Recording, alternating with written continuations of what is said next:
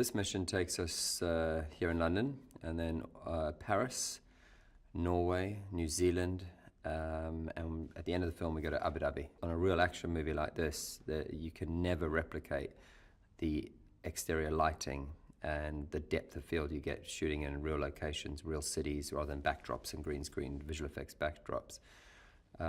It's just gritty, and you can't get that you can't pretend on a stage to get that. The only way you can really do it is interaction. So I think it's super important on these type of action movies to go to real locations, especially with Tom Cruise. He doesn't want to, sit in a green screen and imagine it's hot and dusty, and he wants real interaction, and he wants to feel the heat and feel the dirt and, really get to grips with it. And I think it's super important. It comes out in the film. You can tell when something's been cheated, and the one thing that Tom definitely does not want to do is cheat an audience. He has fun making movies, and making movies is about being on cool locations and, the logistical nightmares that you get, but then the reward that you get at the end of it, both with character and story, as well as the end result in the film. So I think it's super important for a movie like Mission and Tom that we keep it real. Safety is a big thing for Tom. It's a massive thing, obviously, for me. My responsibility is him and everyone else and all my team. But Tom, being such an athlete, is aware of what it takes to do what he's about to do. He trusts in myself and my team on the action front, and we always make sure that we can give a spectacle of action, but keep it very safe, not just for the performers and for Tom, but all those around.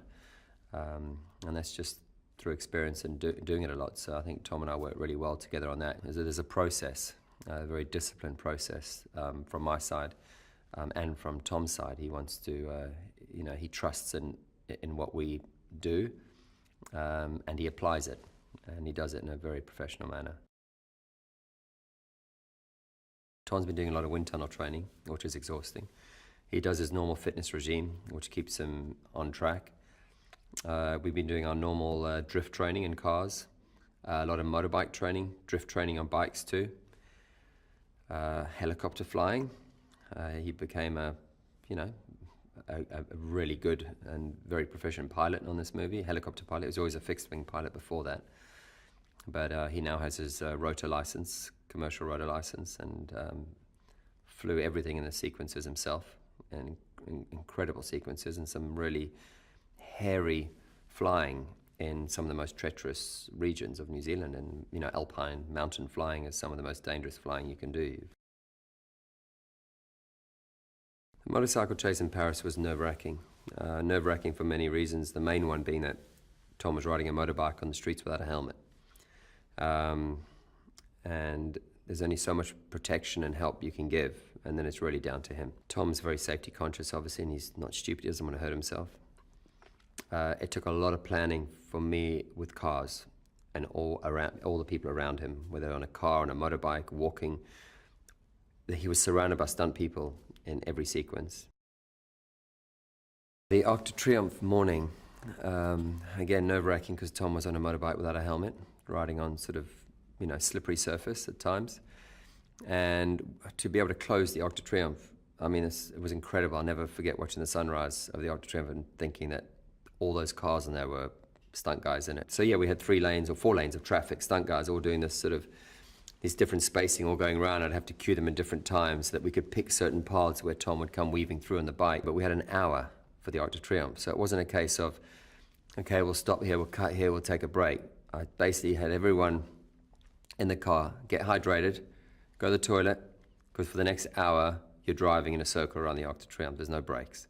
And that's the only way we could do it, as they just kept driving. Well, we changed film and talked about shots. The guys were still going around and around. No one stopped. And we just kept that loop going, and we had certain key cars where basically you're watching a roundabout and in you go, and in you enter, and once you're in it, you're in it. So good luck.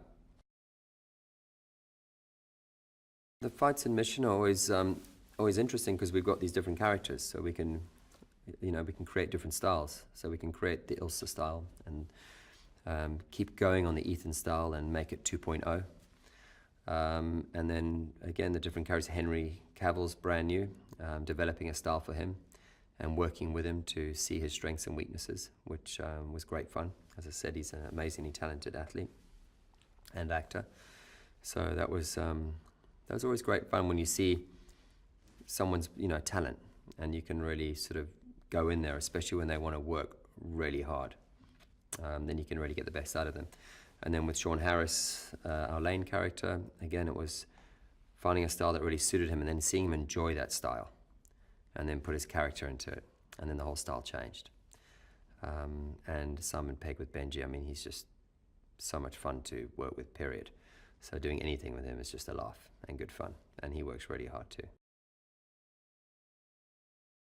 As Tom always says, it's not mission possible. It really is quite impossible sometimes, and but then the end goal is always great, So it's like the audience go on the grueling adventure with us. There's so much action in this movie; it's ridiculous. It's non-stop, and I think I don't know what day we're on at the moment. They all blend, but there is so much action in this movie, and it's like such a diverse amount of action. I mean, God, when helicopters, boats, trucks, bikes, cars, mountains, I mean, we've got virtually everything you can do action-wise, skydiving, anything you can do in the world, pretty much we're doing in this movie. And it's still growing, just keeps going. And it's fun. The stuff we're doing is fun. So I think people can expect to have a fun experience watching this. In this movie, I think the audience can have a lot of fun because we are doing pretty much everything you can do in life in this movie. We are crashing and driving trucks, cars, boats, motorbikes. We're skydiving. We're helicopter flying. We're falling. We're fighting.